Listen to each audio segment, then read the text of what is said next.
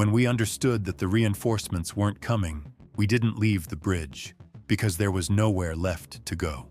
From the post-war testimony of a British soldier who fought at Arnhem, September 1944, the Netherlands, 10,000 men went in, 2,000 came out. September 17, 1944, hundreds of aircraft over the Netherlands.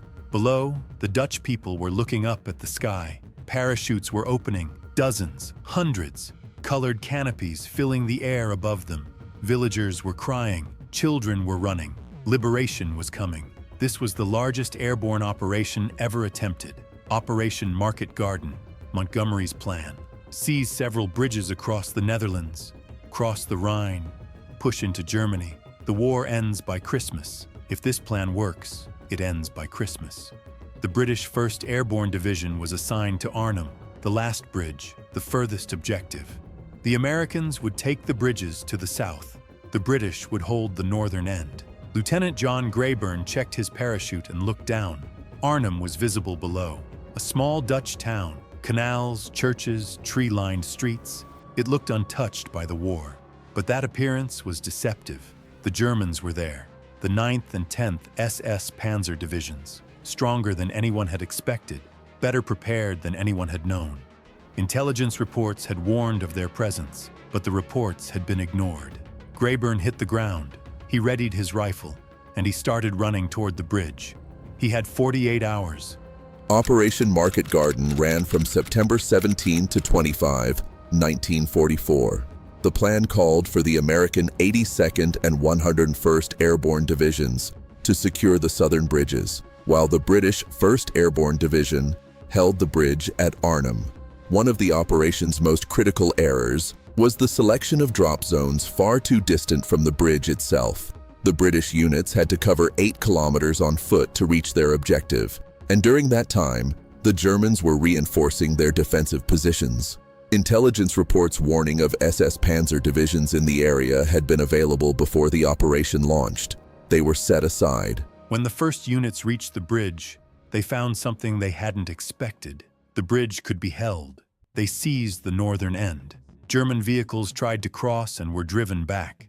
The first hours were going well, but the southern end was still in German hands. And worse, the rest of the division couldn't get through to the bridge. The roads had been cut. German resistance was growing stronger with every hour that passed. The radios weren't working. Communication between units had broken down completely. Greyburn had set up his position at the northern end of the bridge. He looked around. There were 700 men with him. Where were the other 9,000 from the division? Nobody knew. Radio calls were going unanswered. Reinforcements had to be on their way. That was the plan. 48 hours. Reinforcements arrive, hold the bridge, advance. But the 48 hours were passing. One British soldier wrote this in his diary that night. When the dark came down, we heard sounds from under the bridge. We couldn't tell if it was Germans or British. Nobody moved. Nobody asked. We just waited. The waiting went on for a long time.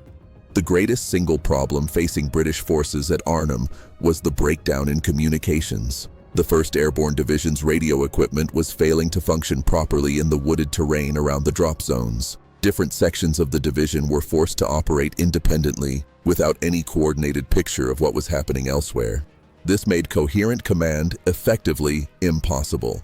At the same time, the scattered nature of the drop zones significantly extended the time it took units to reach the bridge, and the Germans used every one of those hours to strengthen their defenses. Day 3. Still no reinforcements. The 700 men at the northern end of the bridge were down to 500. There were wounded. Ammunition was running low. Food had almost run out entirely. And with every hour that passed, the German pressure was building. General Roy Urquhart had a decision to make. He could abandon the bridge and pull back. He could save whoever was still alive.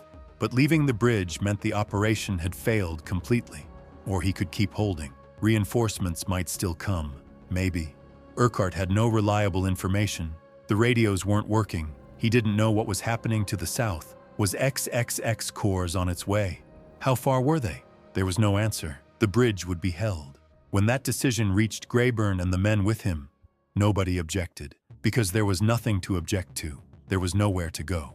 The Germans had closed in around the bridge on every side. Greyburn turned to his men. "We're here. We stay here." Then he turned back to the position, and they waited. Day 4 came. Day 5. Every day there were fewer men. Every day the ammunition was a little lower. Every day the reinforcements were one more day late, and the reinforcements never came. XX Corps took far longer to reach Arnhem than the plan had allowed. The road corridors to the south were cut repeatedly by German resistance and had to be fought open again and again. The Corps only approached Arnhem after the British paratroopers had already been completely encircled and forced to surrender. The operations timeline had been extremely tight from the beginning. Any delay at any point brought the entire structure down. Military historians continue to study Market Garden as one of the clearest examples on record of how planning failures translate directly into catastrophic human cost. On the 5th day, Arnhem was burning. German artillery was systematically destroying the town. Buildings were collapsing, streets were turning to rubble, civilians had taken shelter in basements. And at the northern end of the bridge, British paratroopers were holding on in a perimeter that shrank a little more each day. When Greyburn got into his trench that morning, he counted the men around him. 30. Yesterday there had been 40. The day before, 50. Ammunition was critically low. Every round was being counted. German tanks were pushing closer, and there was very little left that could stop them. One tank came up close to the bridge. Greyburn had only small arms, but if the tank kept moving, the bridge would be lost. He stood up. Out in the open, under tank fire, Greyburn moved forward. 2 other men went with him. They got close to the tank's position. German fire was coming from every direction. Greyburn was hit. Left arm. He didn't stop. The tank was stopped. Greyburn walked back, wrapped his arm, and returned to his position. One soldier described that moment this way. Greyburn's arm was hanging, but he kept moving, kept talking, kept giving orders, like the arm wasn't there. That night, Greyburn was hit again. This time, he didn't survive. John Greyburn's actions at Arnhem were documented in detail after the war. He was awarded the Victoria Cross posthumously for the courage he showed at the bridge, the highest military honor the British Army can give. He was one of 5 soldiers to receive the Victoria Cross during the Battle of Arnhem. The defense of the bridge end lasted 9 days in total, far longer than anyone had planned for. In the end, it wasn't enough. Day 9. The bridge had fallen. The survivors had pulled back to Oosterbeek, a small town to the west of Arnhem. They were surrounded there too, but at least resistance was still possible. Urquhart managed to get through to England on the radio. The message was short. "Our situation is critical. We need reinforcements." The answer came back. Reinforcements are on their way. The reinforcements didn't come. On the night of September 25th, the decision was made to evacuate. The survivors would cross the Rhine and reach the south, in the dark, in silence. 10,000 men had gone in. On the night of the evacuation, fewer than 2,000 made it across the river. The rest were dead, wounded, or had been taken prisoner. During the evacuation, soldiers waited at the riverbank. Boats came, crossed, came back again.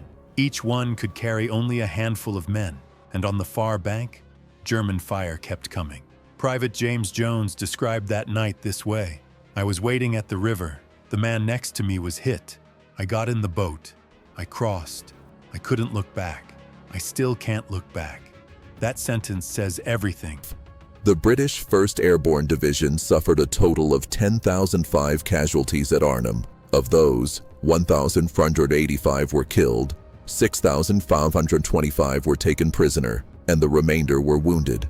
The 2,163 men who were evacuated were enough to rebuild the division, but the operation had been a complete strategic failure. The bridge at Arnhem remained in German hands, and the Allied crossing of the Rhine was delayed by months. Market Garden had failed. Montgomery had believed the plan would work. A fast move, a few bridges, the war ending early. But the plan required too many things to go perfectly, and nothing went perfectly. The radios didn't work. The reinforcements were late. The SS divisions appeared where nobody had expected them. The drop zones were too far away. Any one of those failures might have been manageable on its own. Together, they were catastrophic. The men at Arnhem paid the price for those failures. 10,000 people had gone in. Men who believed in the mission, who wanted to fight, who trusted that the plan would hold. And that trust dissolved into nothing. The plan left them there. Montgomery said afterward, "The operation was 90% successful." That sentence was debated by historians for decades, because the remaining 10% was Arnhem, and Arnhem was 8,000 men. The Dutch people never forgot those days. Every year in Arnhem, there are commemorations. Elderly Dutch men and women still lay flowers on the graves, because those men had come for them, and most of them hadn't come back. Operation Market Garden continues to be debated from a military strategy perspective today. The primary reasons for the failure are identified as intelligence errors, logistical shortcomings, and a timeline that was never realistic from the start. The defeat at Arnhem significantly slowed the Allied advance in the autumn of 1944. The war did not end by Christmas. It continued until May 1945. Historians continue to treat Arnhem as one of the most debated and consequential operations of the entire war. The men who came back from Arnhem didn't talk for a long time. They went home. They went back to their families. And most of the time, they just sat in silence. Because what was there to say? We went. The plan didn't work. Our friends stayed behind. Those sentences weren't easy to form. One survivor said this in an interview years later. "Every time I go back to Arnhem, I look at the bridge.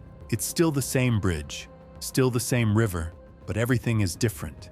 Because I think about the ones I left behind. And when I think about them, I can't see the bridge anymore. I can only see them." That sentence says everything.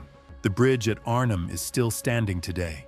It was named the John Frost Bridge, after the colonel who commanded the defense there. The Dutch gave it that name, as an expression of gratitude. Every September, people come to Arnhem. Old people, young people, children. They stand on the bridge, they look at the river, and for a while they stay quiet. Because some places are not just places. They carry something inside them. The weight of the losses, the cost of the mistakes, and the silence of the men who never came back. 10,000 men went in, 2,000 came out. The rest stayed in Arnhem, near the bridge along the riverbank, in Dutch soil. And every September, when the wind moves across the Rhine, that silence is still there. The Battle of Arnhem holds an important place today both in military academia and in public memory. The Airborne Museum, Hartenstein, established near the John Frost Bridge, receives tens of thousands of visitors every year. The gratitude of the Dutch people toward the British and Polish paratroopers who fought there has never faded. Every September, Dutch children take part in the commemorations and lay flowers on the graves. That tradition has continued without interruption since 1944.